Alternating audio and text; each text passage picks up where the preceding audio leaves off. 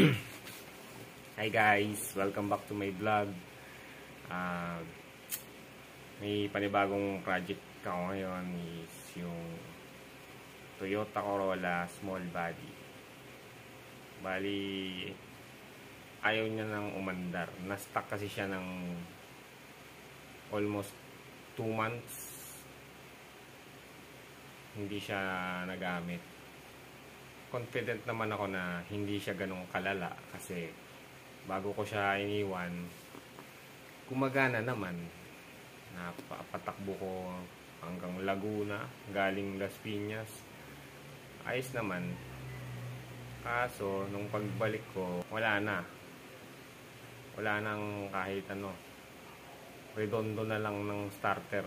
Pero yung sa gas mismo, wala. So, niisip ko, baka yung carburetor niya kasi nung mga last na gamit ko, gumagana naman siya, kaso parang inuubo siya pag bibirit na ako ng Tresera. So, naisipan ko, unang-una ko ito troubleshoot is yung carburetor. So, yun na nga, hindi ko nga lang na-videohan, kaya ito, ikikwento ko na lang sa inyo, papakita ko sa inyo yung mga pictures, yung mga steps na ginawa ko. So, una, tinanggal ko yung carburetor, nilinis ko, so, nanood ako ng mga ibang tutorial dito sa YouTube kung paano magbaklas ng carburetor na may babalik mo naman ng buo. Kaso, nung natanggal ko na siya, nalinis ko lang siya. Hindi ko na siya tinanggal ng buo talaga. As in, yung may mga jet siya na nakakatakot. Baka mawala ako pa. Lalo pang lumala yung sakit. Kaya ginawa ko, bumili ako ng carb cleaner. Yung spray. Isang spray lang dun sa mga maliliit na butas. Tapos noon, binilihan ko siya ng gasket maker. Ako na gumawa ng gasket. Bumili lang pala ako ng gasket na ano ba tawag dun? Parang papel lang siya na ikaw na mismo magguguhit-guhit. Hindi ko lang matawag. Basta alam ko gasket yun. Tapos yun na, kinabit ko na siya. Nung kinabit ko na, ayaw pa rin umandar. So, nag-check ulit ako. Nung ginawa ko, tinanggal ko yung hose mula sa fuel pump, yung papuntang carburetor. So, yun yung isang step na ginawa ko. So, paatras tayo, guys. So, nag-start ako. So, dapat, habang napapaikot pa nung starter yung makina, dapat doon, nagpa-pump din yun kasi yung mechanical pump niya, pumapalo yun dun sa ano eh. Doon, crankshaft niya, pumapalo yun dun. May parang hook siya na ganun. Dapat, magpa-pump, lalabas yung gasolina. So, dun pa lang, nakita ko na may problema yung pump. So, ginawa ko, tinanggal ko yung pump, tinanggal ko yung filter, at bago ko pala tinanggal yung pump, yung hose naman galing sa filter papuntang tube, yung tubing yung papunta dun sa tangke ng gas tank. Tinry ko siyang sipsipin. Kasi ganyan ang ginagawa ng mga mekaniko eh. Ng mga totoong mekaniko Inisip-sip. So, tinry kong sipsipin.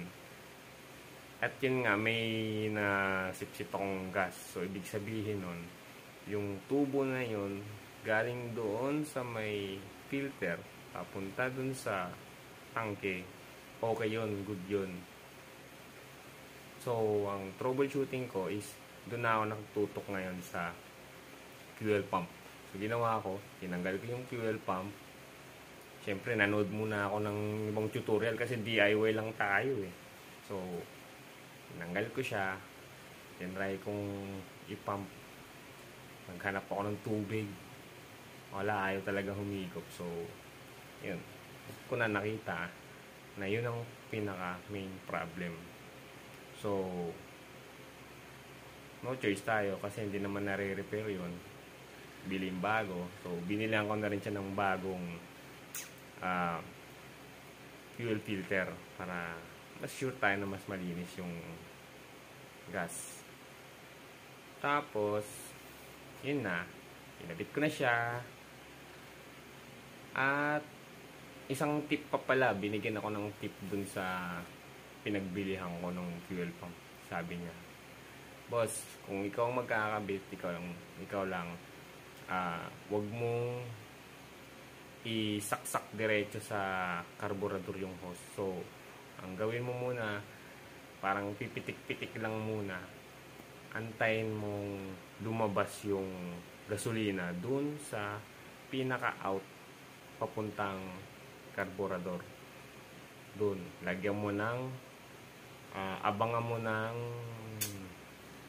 bote ng Coke or kahit anong container na clear na makikita mo na yung gas dadaloy na yung gas. So, tsaka na ngayon ilagay yung hose papunta sa karburador. At yun na nga, gumana na po siya. At naging successful yung aking troubleshooting. I-share ko lang sa inyo na mas mainam pa rin yung kusa tayong gumagawa sa sarili nating sasakyan kaysa sa lagi tayong pagawa sa doon, pagawa dito, diba? Mas makakatipid ka at the same time matututunan mo kung ano yung mga dapat mong gawin sa sasakyan mo. So, yun lang guys, yun lang may share ko muna sa inyo ngayon. Sa mga baguhan lang dito sa channel ko, please like, share, and subscribe. And press nyo na rin yung notification bell para mas updated kayo sa mga susunod kong DIY videos. So, thank you sa mga nakaabot sa dulo ng aking video. Thank you.